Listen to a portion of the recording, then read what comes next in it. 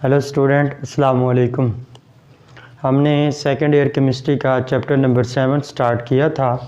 उसमें हमने sources of organic compound का जो प्रीवियस लेक्चर पढ़ा था उसमें दो सोर्सेज हमने पढ़े थे। एक था नेचुरल गैस और दूसरा कोल, और फर्दर हमने उनके यूजेस देखे थे। आज वही सोर्सेज ऑफ ऑर्गेनिक कंपाउंड का हमारा एक पॉइंट रह गया था, एक पार्ट थर्ड, पेट्रोलियम। ये इम्पॉर्टेंट भी है, शॉर्ट क्वेश्चन इसमें से बोर्ड में आते हैं और वो शॉर्ट क्वेश्चन भी मैं आपको बता दूंगा। लेकिन ऐसे जो नेक्स्ट टॉपिक की तरफ जाना है उसके लिए आपको इन्फ्रैक्शंस की जो इन्फॉर्मेशन है उनको जानना अच्छी तरह बेहतरीन तरीके में आपको समझना ज़रूरी है, उसमें स्पेशली कंपोजिशन के हवाले से। इस लेक्चर को स्टार्ट करने से पहले मैं आपको एक पॉइंट क्लियर करता जाऊँ। आप लोगों का इंट्री टेस्ट का फर्स्ट ईयर केमिस्ट्री का जो टॉपिक है एवोगैड्रोस और मोल का, उसके हवाले से क्वेश्चन जो हैं, क्वेश्चन बैंक इंट्री टेस्ट के हवाले से और प्रीवियस पेपर्स के हवाले से वो चैनल पे जो हैं केमिस्ट्री मुर्शिद पे मैंने अपलोड कर दिए हैं। आप उन लेक्चर्स को अच्छी तरह डाउनलोड करें और उसकी प्रैक्टिस करें। उसको प्रैक्टिस कर लेते हैं तो उम्मीद है आपका इंट्री टेस्ट का पोर्शन जो है वो क्लियर हो जाएगा। तो आते हैं अपने टॉपिक की तरफ। थर्ड हमने कहा था पेट्रोलियम। सबसे पहला पॉइंट, पेट्रोलियम जो है ये लिक्विड सोर्स है। सॉलिड सोर्स हमारे पास कोल था, कोयला जिसको हम बोलते हैं, और गैस जो था वो नेचुरल गैस, और जो लिक्विड स्टेट में है वो पेट्रोलियम है। वर्ड पेट्रोलियम ये हम उस वक्त यूज़ कर सकते हैं जब क्रूड ऑयल को या मिनरल ऑयल को हम रिफाइंड कर लेते हैं। आपको पता है कि ये बेसिकली जब हम इसको ज़मीन से निकालते हैं तो वो जो हमारे पास ऑयल मिलता है वो यूजेबल नहीं होता, वो अनरिफाइंड फॉर्म में होता है। उसके अंदर रेत भी होती है, मट्टी भी होती है, अदर पार्टिकल्स भी होते हैं, वो डायरेक्ट हम यूज़ नहीं कर सकते। हम उसको जो इंडस्ट्री के अंदर, ऑयल इंडस्ट्री में रिफाइनरी प्रोसेस से गुजारते हैं। तो जो हमें स्टार्ट में जो ज़मीन से हमें ऑयल मिलता है उसको हम मिनरल ऑयल बोलते हैं या इसी को क्रूड ऑयल बोलते हैं, और ये रिफाइंड फॉर्म में नहीं होता। इसी मिनरल ऑयल को या क्रूड ऑयल को जो किस फॉर्म में हमें मिलता है, ये basically greenish black viscous liquid है, गाढ़ा सा लिक्विड होता है जो ज़मीन से हमें मिलता है। ज़ाहिर बात है इसके अंदर कुछ इम्प्योरिटीज़ भी होती हैं, जैसे मट्टी के पार्टिकल्स हैं, सैंड वगैरह है, तो वो डायरेक्ट यूज़ नहीं कर सकता। इसको हम बोलते हैं मिनरल ऑयल या क्रूड ऑयल। इसी मिनरल ऑयल या क्रूड ऑयल को जब हम रिफाइन कर लेते हैं, उसको प्योरीफाइड फॉर्म में लेके आते हैं, तो फिर उसको पेट्रोलियम कहा जाता है। अगर पेट्रोलियम को आपने डिफाइन करना है तो हम ये कहेंगे the refined form of the mineral oil और crude oil is called petroleum. वो मैंने बता दिया, मिनरल ऑयल जो ग्रीनिश ब्लैक विस्कस लिक्विड होता है, ब्लैकिश विस्कस लिक्विड होता है, और इसी को हम क्रूड ऑयल भी बोलते हैं। फॉर्मेशन की तरफ आए। अब ये भी ऑर्गेनिक कंपाउंड की डिकम्पोजिशन से बनेगा, बायोकेमिकल डिकम्पोजिशन से। जैसे हमने देखा था कोयला, वो आप जाएं लेक्चर में देखें, how formation of the coal. वहाँ पे एक बात याद रखें, कोयला के लिए जब हम कोल पा रहे थे तो वहाँ जो मोस्टली जो हम कंपाउंड लेते हैं जिसकी डिकम्पोजिशन से बना था कोल, वो हम लेते हैं डेड प्लांट्स। यहाँ पे मोस्टली क्या होगा, एनिमल्स की रिमेन्स भी आ सकती हैं या प्लांट की भी आ सकती हैं। मोस्टली जो यहाँ पे आएंगी वो एनिमल की जो डेड रिमेन्स आती हैं, उनको, जिनको ऑर्गेनिक कंपाउंड हम कह रहे हैं, उनकी बायो डिकम्पोजिशन करेंगे। तो ये अब ये ऑर्गेनिक कंपाउंड कहाँ पे प्रेजेंट होना चाहिए, इसके लिए एक कंडीशन है कि वो ऑर्गेनिक कंपाउंड सेडिमेंट्री रॉक्स में होंगे, देन फिर वो डिकम्पोजिशन के रिजल्ट में जो है क्रूड ऑयल या मिनरल ऑयल में कन्वर्ट होंगे। अब हमने ये पॉइंट पढ़ा था कि किसी भी डिस्टिलेशन, अब इसके जो पेट्रोलियम है या क्रूड ऑयल है, जब इसको हम रिफाइन करते हैं तो इसकी डिफरेंट हमें ऑर्गेनिक कंपाउंड्स मिलते हैं। उन ऑर्गेनिक कंपाउंड्स की जो सेपरेशन है वो हम किस बेस पे करेंगे, मैंने आपको बताया था कि अगर सॉलिड सोर्स हो ऑर्गेनिक कंपाउंड का तो उससे उसके कंपोनेंट्स को हमने सेपरेट करना है, डिकम्पोज करना है। तो उसकी डिकम्पोजिशन के लिए हम कौन सी डिस्टिलेशन यूज़ करते हैं, डिस्ट्रक्टिव डिस्टिलेशन। लेकिन अगर वो लिक्विड फॉर्म में हो तो देन उसकी जो डिस्टिलेशन की जाती है वो होती है फ्रैक्शनल डिस्टिलेशन। और ये किस चीज़ पे बेस करती है, बॉइलिंग पॉइंट के ऊपर बेस करती है। अब यही आगे उसका टेबल भी मैंने बना दिया है। अब इसको अगर डिफाइन करना है तो separation of different organic compounds on the basis of their boiling point from oil from petroleum is called fractional distillation. अब ज़ाहिर बात है जो फ्रैक्शनल डिस्टिलेशन है, या इसको बेसिकली हम किस फॉर्म के लिए यूज़ कर रहे हैं, रिफाइनिंग पर्पज़ के लिए यूज़ कर रहे हैं। तो इनकी जो सेपरेशन है इससे इसके कंपोनेंट्स की या डिफरेंट ऑर्गेनिक कंपाउंड्स की, वो हम किस बेस पे करते हैं, on the basis of their boiling point difference. क्योंकि हर फ्रैक्शन का बॉइलिंग पॉइंट डिफरेंट होता है, इस वजह से उसको हम फ्रैक्शन को सेपरेट करना हमारे लिए आसान हो जाता है। और ये रिफाइनिंग जो हम करते हैं ये कहाँ पे होगी, ऑर्गेनिक कंपाउंड्स को जो रिफाइनिंग प्रोसेस है, ये रिफाइनिंग जो हमने करनी है यह कहाँ पे होगी, ये ऑयल रिफाइनरीज में होगी।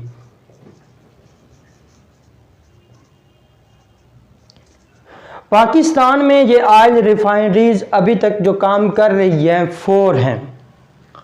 अब इनमें 2 जो सबसे बड़ी ऑयल रिफाइनरी है, ये MCQ में पूछा जाता है, एक पाक अरब ऑयल रिफाइनरी है, उसके साथ अटक ऑयल रिफाइनरी है, और कराची में भी 2 ऑयल रिफाइनरीज हैं। इसके अंदर जो आपका MCQ पूछा जाएगा ये एंटी टेस्ट के हवाले से तो नहीं इम्पॉर्टेंट, लेकिन बोर्ड के हवाले से वो पूछ सकता है कि कौन कौन सी ऑयल रिफाइनरीज पाकिस्तान में काम कर रही हैं और वो कहाँ पे हैं, और उनकी जो पर ईयर रिफाइनिंग कैपेसिटी कितनी है। तो ये MCQ है, ये मैं इधर नहीं लिखा, आप लोग इस चीज़ को नोट कर लें, या आपकी बुक में भी लिखा हुआ है। अटक ऑयल रिफाइनरी है, ये पहले नंबर पे है। ये अटक ऑयल रिफाइनरी आपको पता है रावलपिंडी के साथ है अटक, तो ये नियर रावलपिंडी के करीब है, मोरगा इलाका, वहाँ पे उसकी कैपेसिटी कितनी है, 1.25 मिलियन टन पर ईयर। इसी तरह जो हमारे पास 2 ऑयल रिफाइनरीज जो हैं वो कराची में काम कर रही हैं, और उनकी जो कैपेसिटी है वो 2.13 मिलियन टन है पर ईयर। और इसी तरह एक लास्ट पे हमारे पास है पाक अरब ऑयल रिफाइनरी, ये मुल्तान के करीब एक इलाका है महमूद कोट, वहाँ पे वाक़ है। ये आपका MCQ था। अब सबसे जो इम्पॉर्टेंट पॉइंट है वो इसकी फ्रैक्शंस है, वो किस पॉइंट पे हैं। अब इन फ्रैक्शंस को, सारे पॉइंट को समझने के लिए 2 बातें आपने नोट करनी है। जो हमारे पास आती है ना फिजिकल प्रॉपर्टीज, फिजिकल प्रॉपर्टीज ये किस पे डिपेंड करती हैं, ये डिपेंड करती हैं इंटर मॉलिक्यूलर फोर्सेस पे।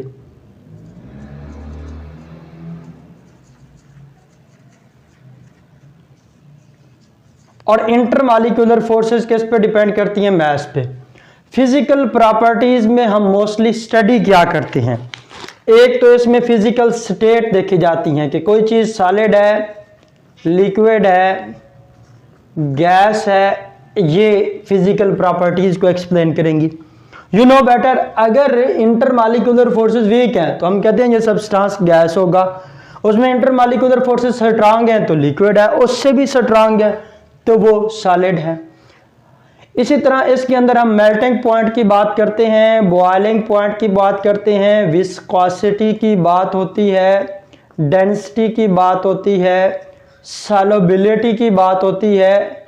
ये वो मैं पॉइंट बता रहा हूँ जो जहाँ पे भी आएंगे आप ये याद कर सकते हैं। सॉल्युबिलिटी की बात है तो आपको पता है ये फिजिकल प्रॉपर्टी है, डेंसिटी है, विस्कोसिटी है, बॉइलिंग पॉइंट है, मेल्टिंग पॉइंट है, उसकी स्टेट है। ये सारी बातें हम कहाँ पे पढ़ते हैं, फिजिकल स्टेट्स में। अब इससे फर्दर भी पॉइंट आ सकते हैं, जैसे किसी चीज़ का कलर है, टेस्ट है, स्मेल है, तो ये वो प्रॉपर्टीज़ हैं जो फिजिकल प्रॉपर्टीज़ हैं और जो इंटरमालिकुलर फोर्सेस पे डिपेंड करती हैं, और इंटरमालिकुलर फोर्स किस पे डिपेंड करती है, मास पे। और आपको पता है जितना मास कम होगा उतना उसमें इंटरमालिकुलर फोर्सेस क्या होंगी, वीक, और इंटरमालिकुलर फोर्सेस वीक हैं तो उसमें स्टेट और होगी। अब इस पॉइंट को माइंड में रखते हुए आपको ये फ्रैक्शन समझना आसान हो जाएगा।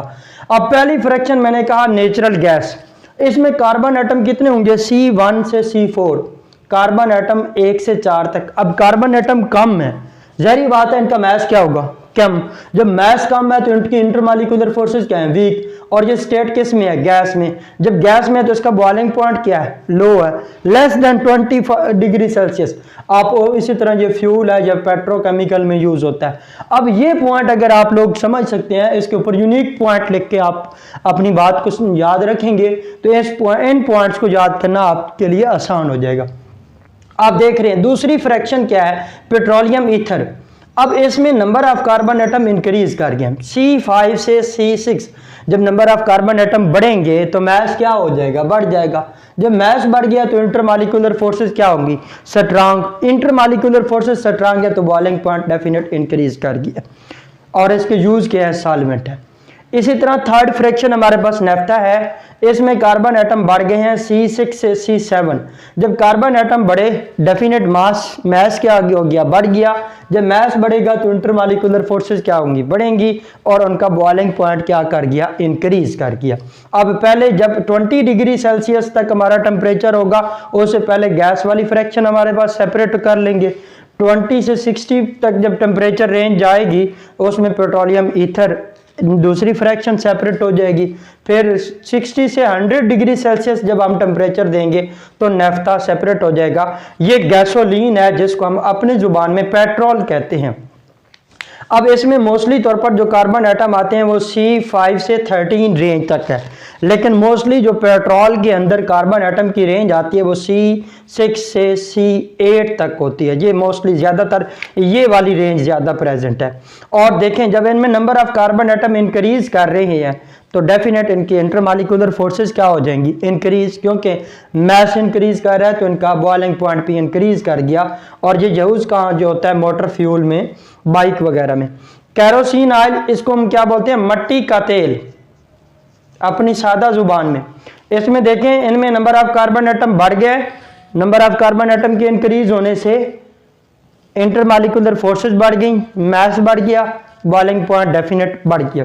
और इसी तरह गैस ऑयल है, number of carbon atom increase हुए, मास बढ़ गया, इंटरमालिकुलर फोर्सेस बढ़ गई, बॉइलिंग पॉइंट क्या कर गया, इंक्रीज कर गया। लुब्रिकेटिंग ऑयल है, ये विस्कस लिक्विड होता है जिसको हम आम जुबान में ये ऑयल कहते हैं, जो मुख्तलिफ गाड़ियों में या मुख्तलिफ मशीनरीज में हम इंजन के अंदर ऐड करते हैं। जैसे बाइक में है, ये कार के अंदर हम वो ऑयल चेंज करवाते हैं। तो इसमें नंबर ऑफ कार्बन एटम बढ़ जाता है तो इसको हम पर्पज़ किसके लिए यूज़ करते हैं, इंजन की लुब्रिकेशन कर लिए। तो आपको पता है जब नंबर ऑफ कार्बन एटम बढ़ गया, मास बढ़ गया, इंटरमालिकुलर फोर्सेस बढ़ गई, तो उसी तरह उसका बॉइलिंग पॉइंट भी बढ़ गया। पैराफिन्स हैं यहाँ पे, अब देखें मेल्टिंग पॉइंट है, बॉइलिंग पॉइंट की बात नहीं कर, इनका मेल्टिंग पॉइंट भी 50 to 60 डिग्री सेल्सियस होता है। और मैंने देख लें नंबर ऑफ कार्बन एटम बहुत ज़्यादा है। जब नंबर ऑफ कार्बन एटम बहुत ज़्यादा है तो इसके बाद इसका मतलब क्या हुआ कि उनका मास बढ़ गया, इंटरमालिकुलर फोर्सेस बढ़ गई हैं और उनका मेल्टिंग पॉइंट या बॉइलिंग पॉइंट वो भी बढ़ गया। और इसका पर्पज़ क्या है, वैक्स प्रोडक्ट्स में हम यूज़ करते हैं। लास्ट पे है असफाल्ट। ये असफाल्ट क्या होता है, जो हम सॉलिड रेजिड्यू बच जाता है, ये बेसिकली जो पेट्रोलियम की फ्रैक्शन को हम सेपरेट कर जाते हैं तो रिफाइनरीज में हम 400 डिग्री सेल्सियस तक टेम्परेचर देते हैं। 400 डिग्री सेल्सियस तक ये सारी फ्रैक्शन जो है वो सेपरेट हो जाती हैं। जो एंड पे सॉलिड रेजिड्यू बचता है उसको हम एस्फाल्ट बोलते हैं। और ये इसकी स्टेट कौन सी है, सॉलिड है, जिसका मतलब है उनमें इंटरमालिकुलर फोर्सेस बहुत स्ट्रांग हैं। और ये क्या होता है, रेजिड्यू बच जाता है जब सारी फ्रैक्शन पेट्रोलियम की on the basis of boiling point हम सेपरेट कर लेते हैं तो फिर ये हमारे पास सॉलिड रेजिड्यू बचता है। ये क्या होता है, रिड्यूसिंग एजेंट या फ्यूल के तौर पर इसको यूज करते हैं। अब इसके अंदर आपका शॉर्ट क्वेश्चन क्या आएगा, what is fractional distillation. First short question बनता है व्हाट इज फ्रैक्शनल डिस्टिलेशन। अब इसके साथ आप ये बताएंगे कि ये किस पर्पस के लिए, ये किस स्टेट के अंदर इसको यूजेबल है, और इसके साथ आप बताएंगे कि इसका यूज क्या है। और इसके साथ दूसरा शॉर्ट क्वेश्चन आता है right the 4 fractions of the petroleum after the fractional distillation. तो आपके पास ये डिफरेंट स्टेट्स हैं, आप इनमें से 4 मैक्सिमम, ज़्यादा से ज़्यादा भी पूछ सकता है, लेकिन मैक्सिमम आपको 4 ये फ्रैक्शंस को याद करना है, और उसके साथ आपको उसके बॉइलिंग पॉइंट का भी पता होना चाहिए, और उसके साथ उसकी कंपोजिशन और यूज़ का। अगर आप सिर्फ उसकी फ्रैक्शंस के नेम लिखेंगे तो आपको 1 नंबर मिलेगा, और अगर आप उनके यूजेस और उनकी बॉइलिंग पॉइंट, रेंज और कंपोजिशन भी बताते हैं तो फिर देन आपको 2 मार्क्स जो हैं वो मिलेंगे शॉर्ट क्वेश्चन में। तो ये बड़ा शॉर्ट सा क्वेश्चन है। इसके अंदर सबसे ज़्यादा जो इम्पॉर्टेंट बात है ये गैसोलीन की, ये गैसोलीन की आपको फ्रैक्शन याद होनी चाहिए। जब इसी फ्रैक्शन को कल इंशाल्लाह ताला जो मैंने टॉपिक पढ़ाना है नेक्स्ट आपको क्रैकिंग ऑफ पेट्रोलियम, तो इसमें गैसोलीन जो है ये ज़्यादा इम्पॉर्टेंट है। ये आपको पता होना चाहिए कि ये गैसोलीन वो हम क्रैकिंग ऑफ पेट्रोलियम में आपको बताऊंगा कि इसको क्यों मैंने कहा था, तो इसको थोड़ा ज़रा आपने हाईलाइट करके पढ़ना है। तो आज के लिए ये पेट्रोलियम का हमारा टॉपिक इतना ही था। ये शॉर्ट क्वेश्चन आता है एंट्री टेस्ट के अंदर, अगर इसका कोई क्वेश्चन पूछा जाएगा, वैसे तो बोर्ड के लिए ये पूछा जाता है, शॉर्ट क्वेश्चन है, लॉन्ग नहीं आता। हाँ, एंट्री टेस्ट में अगर वो पूछा जाता है तो इनकी कंपोजिशन पूछ सकता है कि किसी भी फ्रैक्शन की वो कंपोजिशन पूछ सकता है कि उसमें नंबर ऑफ कार्बन एटम कितने हैं। तो ये देन ये आपको कंपोजिशन और इनके बॉइलिंग पॉइंट जो है ये आपको याद करना होंगे। वमा अलैना इल्लल बलागुल मुबीन।